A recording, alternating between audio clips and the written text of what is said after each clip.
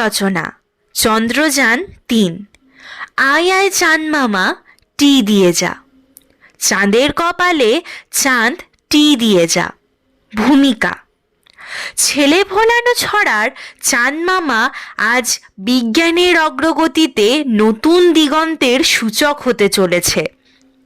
কারণ ভারতীয় মহাকাশ গবেষণার অতি সম্প্রতি এক অভিনব মাইল ফলক হল চন্দ্রযান-3। এটি হল ভারতের মহাকাশ গবেষণা সংস্থা বা ISRO, Indian space research organisation কর্তৃক পরিচালিত ভারতের চন্দ্র অভিযান কর্মসূচির অন্তর্গত তৃতীয় চন্দ্র অন্বেষণ অভিযান। প্রধান লক্ষ্য বা উদ্দেশ্য: ইসরোর বিজ্ঞানীরা চন্দ্রযান-3 এর যে লক্ষ্য বা উদ্দেশ্যগুলি নির্ধারণ করেছেন সেগুলি হল: এক নম্বর হচ্ছে চাঁদের পৃষ্ঠের গঠন আরও ভালোভাবে বোঝার জন্য চন্দ্রপৃষ্ঠে উপলব্ধ উপকরণগুলির ওপর ইনসাইট পর্যবেক্ষণ এবং পরীক্ষা চালানো। 2. চাঁদের রোভারে লোটারিং ক্ষমতা পর্যবেক্ষণ এবং প্রদর্শন করা। 3. চাঁদের গর্তগুলিতে কয়েকশো কোটি বছর ধরে সূর্যের আলো পড়েনি, তাই সৌরজগতের সৃষ্টির নানা তথ্য পাওয়ার সম্ভাবনা রয়েছে তাদের দক্ষিণ মেরুর অংশটা থেকে। সেই জন্য সেখানে নিশ্চয়ই অনেক তথ্য পাওয়া যেতে পারে। 4. গর্তগুলি সবসময় ছায়ায় ছায়ায় থাকে। আশা করা যাচ্ছে সেখানে 100 মিলিয়ন টন জল আছে। সেই গর্তগুলোতে যেহেতু সূর্যের আলো পৌঁছয়নি। 5. চাঁদে থাকতে পারে ammonia, hydrogen, silver, mercury, sodium, মিথেনের বিশাল ভাণ্ডার এবং ভবিষ্যতে চাঁদের মাটিতে মহাকাশ অভিযানে কাজে লাগানো। তো এইসব কারণেই কিন্তু চন্দ্র অভিযানের গুরুত্ব আরও বেশি হয়ে উঠেছে। অভিযানের রূপরেখা: আসলে অভিযানের রূপরেখা কি? অভিযানে প্রপালশন মডিউল, লাউন্ডার ও রোভার ব্যবহৃত হয়েছে, তবে কোনো কৃত্রিম উপগ্রহ প্রেরিত হয়নি। অন্ধ্রপ্রদেশ রাজ্যের শ্রীহরিকোটায় অবস্থিত সতীশ ধাওয়ান মহাকাশ কেন্দ্র থেকে চন্দ্রযান মহাকাশযানের সফল উৎক্ষেপণ করেছে ইসরো।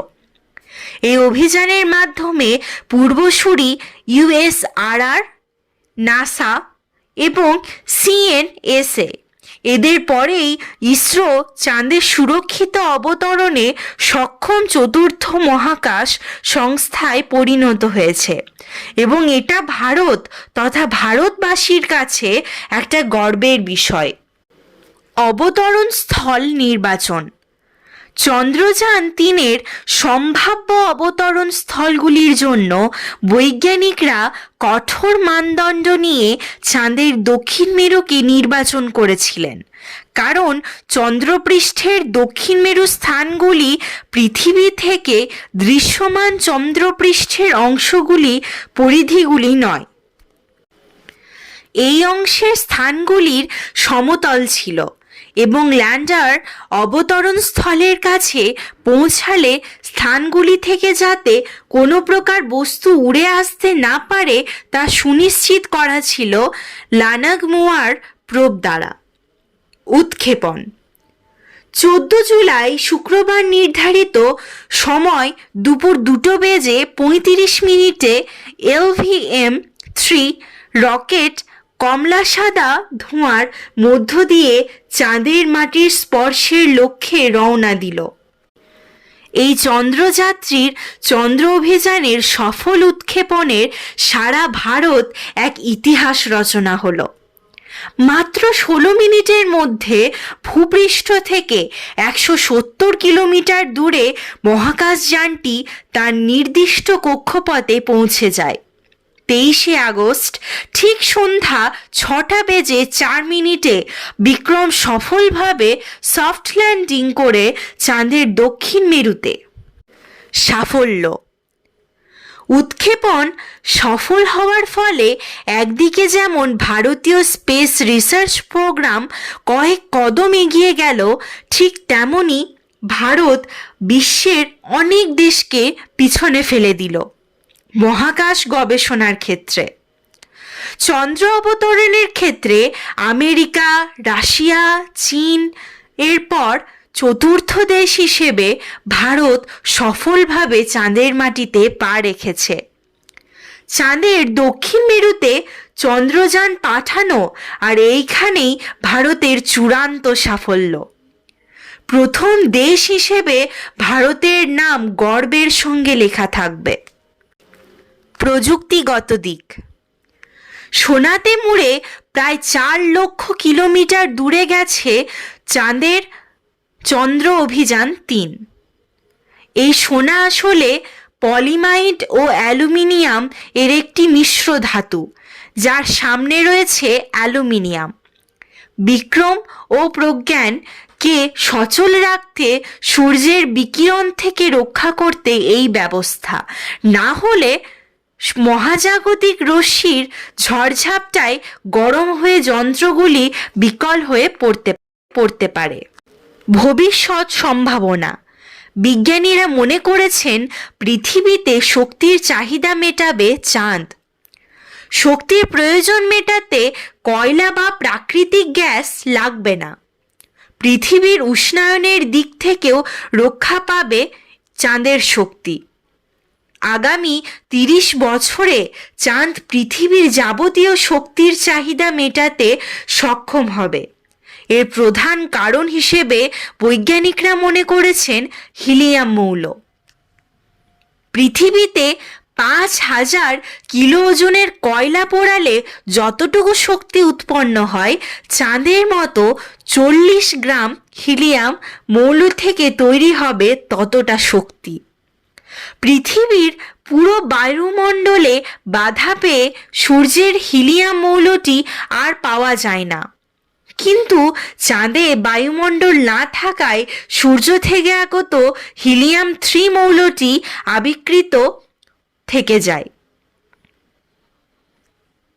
চাঁদে আমেরিকা যতগুলি অ্যাপোলো মিশন পাঠিয়েছে, তাদের সকলেরই লক্ষ্য ছিল আমাদের উপগ্রহের ওই তেজস্ক্রিয় মৌলটির সন্ধান ও সেগুলি কী মাত্রায় রয়েছে তার খোঁজ খবর নেওয়া।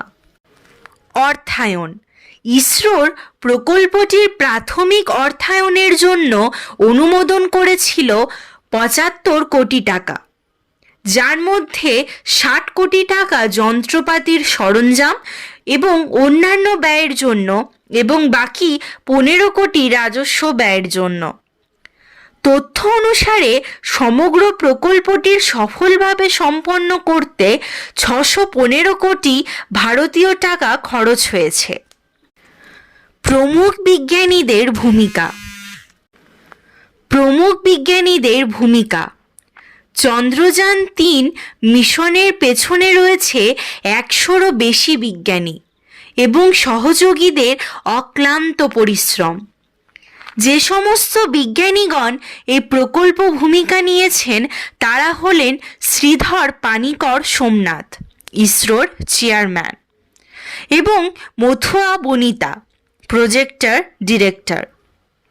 চন্দ্রযান 3 মিশনে প্রায় 54 জন মহিলা ইঞ্জিনিয়ার বা বিজ্ঞানী অংশগ্রহণ করেছিলেন। পুরো টিমের মধ্যে 25 জন বাঙালি বিজ্ঞানী বা ইঞ্জিনিয়ারের প্রত্যক্ষ অংশীদারত্ব রয়েছে। বাঙালি বিজ্ঞানীদের অবদান, চন্দ্রযান 3 সফল উৎক্ষেপণের পেছনে রয়েছে 25 জন বঙ্গ সন্তান। হুগলি থেকে পূর্ব মেদিনীপুর, উত্তর 24 পরগনা থেকে কলকাতা। বাংলার এক একটি রত্নের নিরলস পরিশ্রম দেশকে চাঁদে পৌঁছেছে। মহাকাশ বিজ্ঞানেও বাঙালিরা যে রিসার্চ বেঞ্চে বসে থাকার পাত্র নন, তার প্রমাণ মিলল ভারতের এই গৌরবান্বিত মিশন থেকেই। বন্ধ ঘরে বদ্ধ না থেকে বিশ্ব থেকে মহাবিশ্বের সৃষ্টির রহস্য সমাধানে ছুটে গিয়েছে তারা।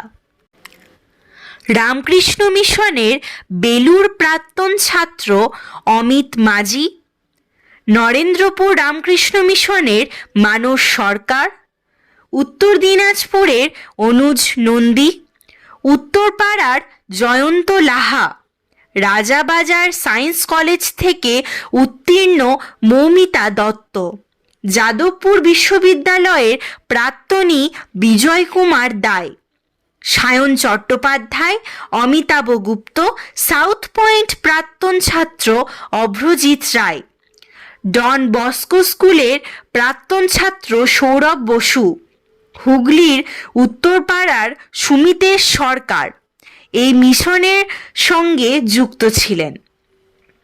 দেবজ্যোতি ধর, কৌশিক নাগ, তমলুকের আর্য রানা, বহরমপুরের টস্কিল ওয়ারা, যাদবপুরের কৃষাণু নন্দী, বিশ্বভারতীর মোহাম্মদ মোশাররফ হোসেন, কলকাতা থেকে সৌম্যজিৎ চট্টোপাধ্যায়, যাদবপুরের রাজীব সাহা, চন্দ্রযান প্রজেক্টের ডেপুটি ডিরেক্টর তুষারকান্তি দাস, রয়েছেন চয়ন দত্ত, আইআইএসটি থেকে সৌরভ মাঝি, নদিয়া থেকে পীয়ূষকান্তি প্রামাণিক এবং বেসু থেকে রিন্টু নাথ। উপসংহার: দাদু দিদিমার গল্পে চাঁদের চরকা কাটা বুড়ি কিংবা পাশ্চাত্যের কল্পবিজ্ঞানের চাঁদের বাসিন্দাদের উল্লেখ থাকলেও আদতে কিন্তু চাঁদ প্রাণহীন। বাড়ির ছাদ থেকে খালি চোখে দেখে প্রাণহীন মনে হলেও ভারতের মহাকাশ গবেষণার ক্ষেত্রে সাফল্য চাঁদকে যেন আরও বেশি প্রাণবন্ত করে তুলেছে। সমস্ত দেশবাসীর কাছে 23শে আগস্ট 2023 দিনটি হৃদয়ে ভারতের ইতিহাসের সর্বাক্ষরে লেখা থাকবে। অতীতের অসফলতা, কটূক মন্তব্যকে ছিন্ন ভিন্ন করে আমাদের নতুন প্রজন্মের কাছে মহাকাশ গবেষণার আগ্রহ এবং ভবিষ্যৎ প্রজন্মের কাছে উজ্জ্বল দিগন্তের প্রশস্ত পথ খুলে দিয়েছে ইসরো চন্দ্রযান 3-এর সফল অভিযান।